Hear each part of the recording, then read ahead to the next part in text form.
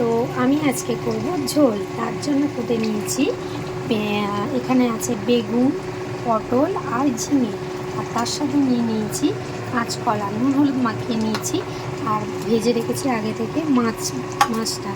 এরপর আমি দিয়ে দিয়েছি কড়াইতে তেলটা গরম হয়ে গেছে, পাঁচফোড়ন দিয়ে দিয়েছি, আলু দিয়ে দিয়েছি। তো চলো আমি আগে ঝোলটা তাড়াতাড়ি বানিয়ে নিই। তো মশলা আমি আগে থেকে করে রেখে দিয়েছিলাম রেডি করে। এতে আছে আদা, জিরে বাটা আর টমেটো বাটা। তো আগে আনাজগুলো দিয়ে দিয়েছি, আনাজগুলো ভালো করে ভেজে নেবো, নিয়ে এই মশলাটা দিয়ে দেবো। দিয়ে তোমাদেরকে তো বলেই দিলাম, হলুদ দেবো হালকা করে, লঙ্কা গুঁড়ো, নুন দেবো, দিয়ে ঝোলটা কমপ্লিট করে নিয়ে আগে দিয়ে দিচ্ছি হলুদ গুঁড়ো, তারপর দিয়ে দেবো নুন।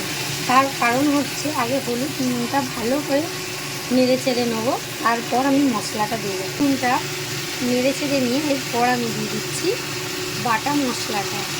তো যেগুলো ছিল বাটা মশলা ওটা দিয়ে দিলাম পুরোটাই।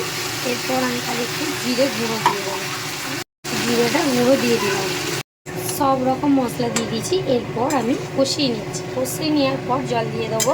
আর হ্যাঁ, এরপর জল দেওয়ার পর আমি দেবো এই যে কাঁচকলাগুলো, কেন আগে থেকে আমি দেবো না। তো চলো আগে ঝোলটা রেডি করে নিই। ঝোল আমার রেডি হয়ে গেছে, তো চলো ঝোলটা আমি এবার টেস্ট করে দেখি।